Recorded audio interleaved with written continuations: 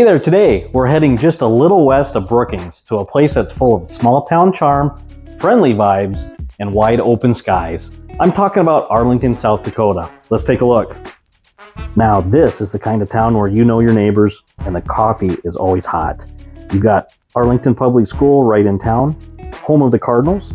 There's Memorial Park, perfect for walks, picnics, and those small town summer vibes. And the family park and pool area, I know the pool isn't ready yet, but it will be, and it will be right here waiting for you. This is the kind of community where life slows down just enough to enjoy it, and where you can grab a bite to eat just about any time, and folks wave at you whether they know you or not. And right on the edge of town of it all is this gym, 105 West Cottonwood Street.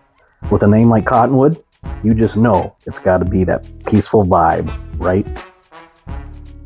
Check out this backyard, almost an acre to play, garden, grill, or just relax on the big old deck here with your favorite drink and a sunset view.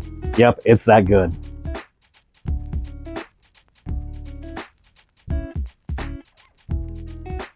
Inside, you got that open floor plan everyone's looking for. Kitchen, dining room, and living room, all flowing together like Sunday morning pancakes.